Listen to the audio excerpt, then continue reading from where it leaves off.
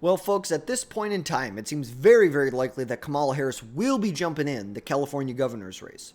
She has teased at the idea behind the scenes of running for governor and also potentially running again in 2028 for the presidency. Now, as of right now, she leads almost every poll for the Democrat primary in California. But for now, let's just discuss the potential run for her in California. But before we get into it, drop down below, hit that subscribe button, and never miss another video from us again in the future. Now, we all know California is about as liberal of a stronghold as you can get. They are an embodiment of liberal politics in a bubble. You look at what do liberal policies do to an economy? Just look at California. And Kamala Harris has deep, deep ties to the state and has been elected 2 times in a statewide election in California.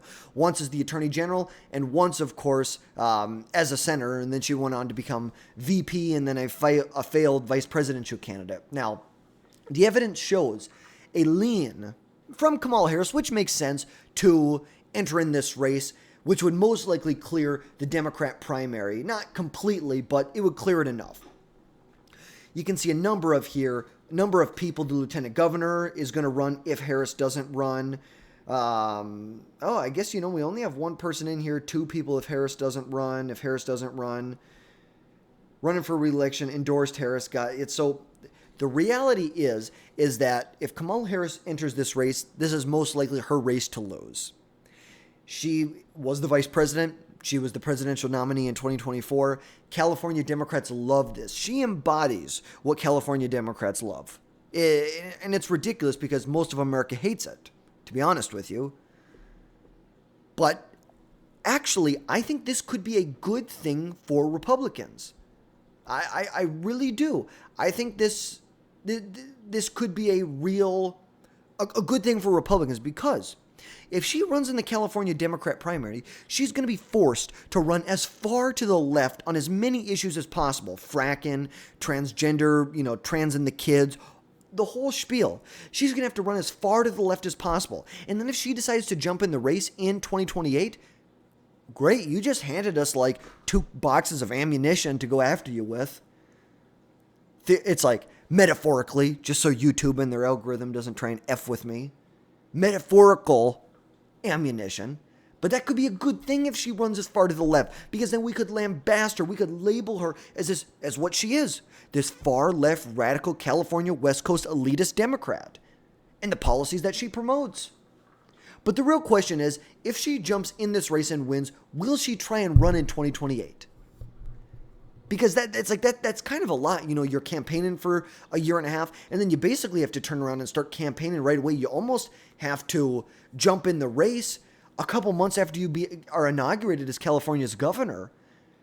Or is she just going to prioritize a run in 2028 over the California's governor's mansion? And that's a really good question. But a recent poll from Emerson College, and we're going to try and get it pulled up right now. A recent one from Emerson College showed that Kamala Harris is leading with 57% of the Democrat base in California. She has said she will make a decision by the end of summer 2025 if she's going to jump in this race or not. Now, as we said, many Democrats have already jumped in this race already. People like, to become the next governor. Many people have already jumped in this race, knowing that Harris might jump in, she may not, and they can back out if Harris does decide to run. Because we know that whoever wins the Democrat primary is most likely going to be the next governor. The Republican really doesn't have a shot. You hate to say it, but they really don't have a shot. But the people who have jumped in the race so far include former president of the California Senate, Tony Atkins, the current lieutenant governor from California, and then the state superintendent, Tony Thurham, and many other Democrats, including like Rick Caruso and Katie Porter, have also eyed jumping in this race. Obviously, Rick Caruso ran against Karen Bass in the LA mayor's race. You see how that went. Rick Caruso is much more of a moderate Democrat than most of where the party in California is right now. But whoever the next governor is, they're going to be facing huge problems that have been left behind by the outgoing governor, Gavin Newsom, because that's what he is. He's scum at the bottom of a a 50-gallon barrel. He's all that lard that's just on the sides to just scrape off. You know, they're going to have to, whoever the next governor is, they're going to have to deal with the issues of homelessness and housing, the economic challenges, like the fact that they have one of the highest income tax rates in the country at 12.5%. You're going to have to deal with the fact that businesses, big businesses, Tesla left California. The Daily Wire left California. Joe Rogan, JRE, left California. It's like think about this. The Democrats had Joe Rogan and Elon Musk, and somehow they fucked up so bad that they don't have them anymore. That's how far left these Democrats have gone. But they're also going to have to deal with issues like environmental issues, fire prevention and forest management, and improving school and outcomes. They're spending billions of dollars a year on education, yet there is not one category where 50% of students are proficient in something in California, which is ridiculous. Absolutely ridiculous. You know, you want to talk about the exodus. Let's look at the Cali.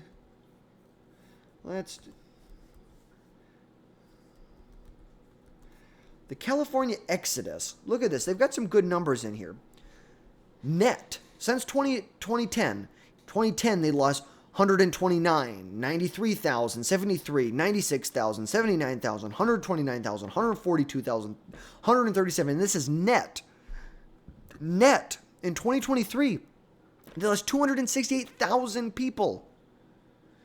341,000 in 2022. 407 in 2021. And you wonder, they don't have 2020 in here. I wonder why. Well, let's see. Wow. I bet you it had something to do with the fact that they locked down the whole damn state, and maybe they don't want to say how pathetic their state is and how many people they lost. You know, and this is just something that's going to help, because these people are leaving to go to Republican states. They're going to Florida. They're going to Arizona. They're going to Nevada. That's the reality of this. Businesses are leaving too. Let's see. They're choosing to go to places like, here we go. We have actual, let's see, Texas, Arizona, Washington, Idaho, Utah. Some are also moving to Mexico. Wow. Interesting. Very, very interesting. But whatever it is, you have a deficit that continues to bloom. You have a budget that continues to balloon up.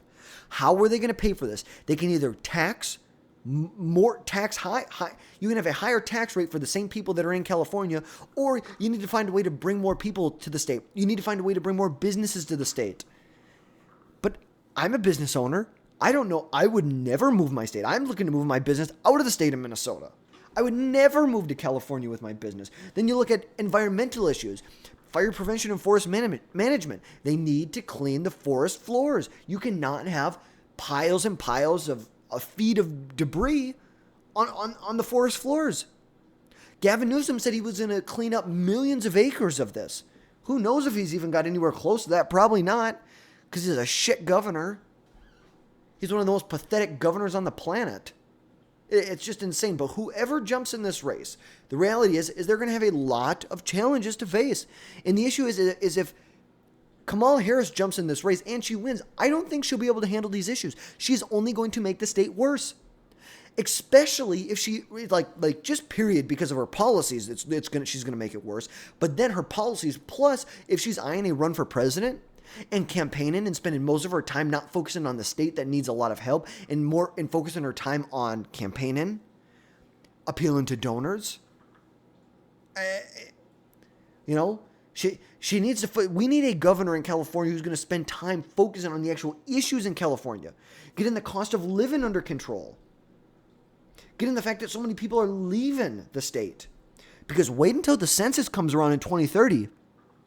When they redo the electoral map, you guys are F-U-C-K-E-D. You are effed. It's like, I don't know what it's going to look like, but you want to look at, here's a map. And I wonder if we can look at a 2023 map. Nope. Not going to let me do that. But you think of it. Where are the states that are losing the most people?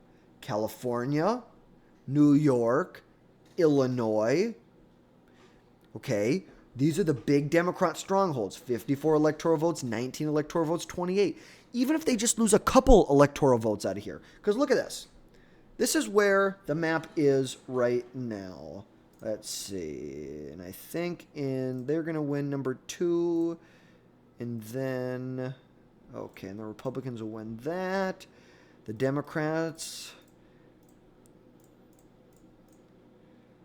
Let's see, where else are the Democrats going to naturally win at? And I know there's one more I'm forgetting in here, or at least a couple more I'm forgetting. Well, whatever. I'll go through and fill this out with the Republicans.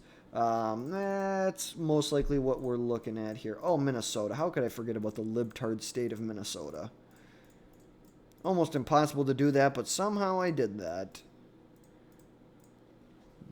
This is what you're looking at right here. Right now, if the Republicans, I think these are strong. These are Republican. Nevada is going to stay Republican. Arizona is a Republican state. They just didn't like what Trump was doing during COVID. It was a fluke. If they win these states right here, it's over. It's over for the Democrats. Now just imagine they may not even need Pennsylvania. Well, actually, they're going to need Pennsylvania. They may not even need North Carolina or Georgia down here. You think about that. You have, let's say, 2 or 3 electoral votes here, 2 or 3 here, 2 or 3 here, that then go to Republican states. To maybe a point here, maybe a point here. That goes to Republican states. It's like you are already shifting the Republican Party closer to victory. It is going to be much easier for Republicans to win elections going forward after the 2028 election just based on how the map is laid out. Unless there are new swing states that come about. But the Democrats could sweep all of these states. They could even take a state like Georgia. They could take a state like North Carolina. They could take both of these states right here. And they're still screwed. They're still screwed. They can win Wisconsin, Michigan, Nevada, Arizona. And as long as the Republicans hold on to these states right here, Georgia, North Carolina, Pennsylvania, it's over. It's over. It is over for them. And if Democrats, and I'm not someone who really wants to give advice to Democrats, but, I've got just a little below 1,000 subscribers on YouTube, so who the hell's listening to my advice anyways? But I'm going to still give it. If the Democrats really want to win, and they don't want this map to become so much more Republican dominant, you need to figure out how to change your economic policies so people don't leave your freaking state. Why is the cost of living so far out of control? Why? Why is the cost of living? Why is a house that is $300,000 in the Midwest $1 million in New York or $1 million in California? It's ridiculous. It is absolutely ridiculous. And you can look here. Why? Why is this happening? The cost of living, crime, which is out of control. They've decriminalized so many things in California, supported by Gavin Newsom and Kamala Harris, shall we point out. The politics, traffic, as well as relatively high tax levels. Very, very high tax levels. Because this is the little dirty secret the Democrats don't want you to know. They talk about, we're going to tax the 1%, we're going to tax the rich. You know who the Democrats think are rich? Anybody who makes more than $60,000 a year. Because that's what the Democrats plans to do. In order to pay for all the social plans that the Democrats want to do, they must raise taxes on small businesses and the people who make less than $100,000 a year. That's just the reality of it.